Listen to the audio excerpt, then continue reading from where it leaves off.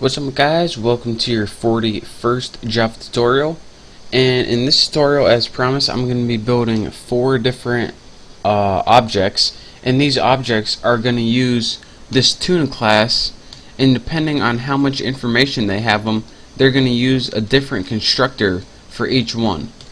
So let's go ahead and do that right now. So let's get some spacing right there so you can see it good, adjust my headphone, and bam, I'm good to go. So in order to make objects, let's go ahead and name this tuna object, and we'll set this one equal to new tuna, and this isn't going to take any arguments at all. So if we go look in our tuna class right here, and you know that it has no arguments because nothing's in here, we look at which one of these constructors has no arguments. Well, this one has an hour, this one has an hour and a minute, that's 2 numbers, this one has 3 numbers, but this one right here has no arguments right here. So what it's going to do is insert 3 arguments and call this constructor again. So then it's going to go down here where this one takes 0, 0, 0. It's going to set the time to 0, 0, 0, and then set the hour to 0, and minute to 0, and second to 0. So now that we have that, let's go ahead and build some more objects, but this time let's give them different parameters or different arguments. So let's go ahead and copy this and paste, paste, paste, and we'll name this tuna object 2, 3, and 4, and we'll give this one tuna object 2, we'll give it 1 parameter, we'll give it an hour of 5.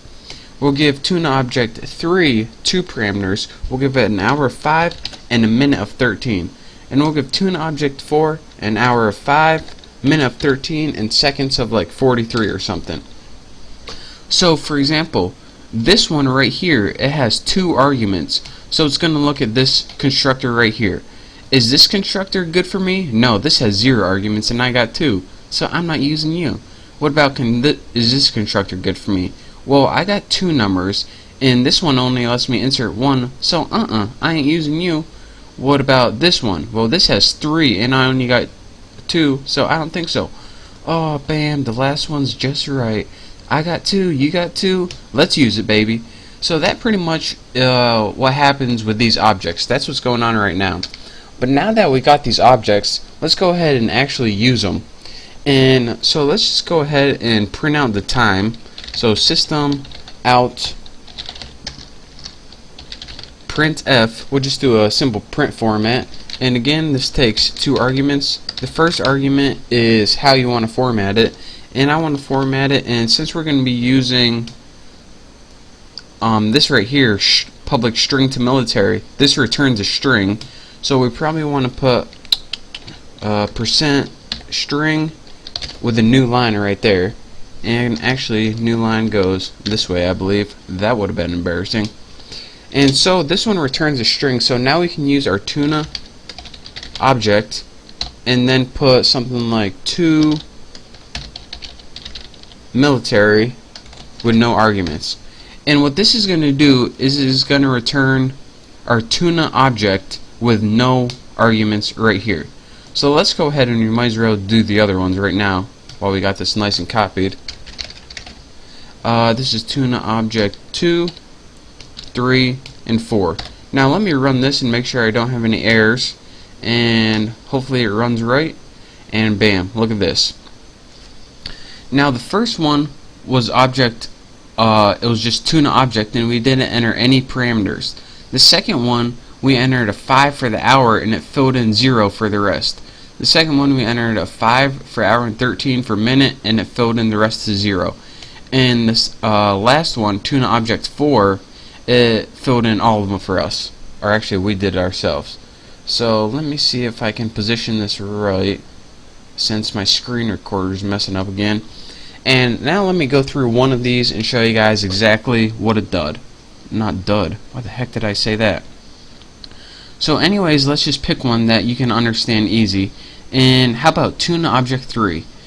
Right here we made an object that had 2 parameters right here, 5 and 13. So it went to tuna where it creates everything, and it went to our constructors and it says, alright, which one of these constructors has 2 arguments? This one has 2 arguments right here. So I'm going to use this one. This one has 0, 1, and 3. So I'm going to use this one that has 2. Well, what it did was plugged in, what was our numbers? 5 and 13. It used the 5 for hour, the 13 for minute, and it used the default of 0, and it called this constructor again, but this time it used its 3 new numbers. So whenever you use the 3 numbers, it uses this constructor right here, and what this constructor does is set time. It calls the set time method. So now it says, alright, I'm going to send you to the set time method. So let's scroll down and see what the set time method tells us to do. Well, it tells us to do 3 more methods right here. Set hour was pretty much check if it was between 0 and 24, which it was. It was 5. Set minute checked if it was between 0 and 60, which it was. And set second, that was that 0 it plugged in for us. That we didn't have to do anything for that. So then we said, alright, we're good there. So then when we finally called the 2 military method, what did it do? Well, it pretty much just said, alright, we want to use this method for that object right here. So what we're going to do is get that hour, which was 5, get that minute, which was 13, get that second, which was 0 by default, and I'm just going to return them all to you in a nice, pretty looking string format right here. So that is why whenever we called this to military, it just outputted the string right down here, 5130. So that is, of course, a very complicated way, but again, you need to know it, on how you can use overloaded constructors to, let me scroll down here, to make a bunch of different constructors based on how much information you enter. And in that example I just told you, since we entered 2, it picked this constructor. And that is how you can pretty much use different objects with different amounts of information in it. So this will be clear when pretty much we're building more programs. And this was just an example, so it might be a little fuzzy right now, but you'll understand eventually in the next couple of tutorials. So thank you guys for watching. Hopefully you understand at least the basics of overloaded constructors and how they are useful when creating objects with different argument lengths.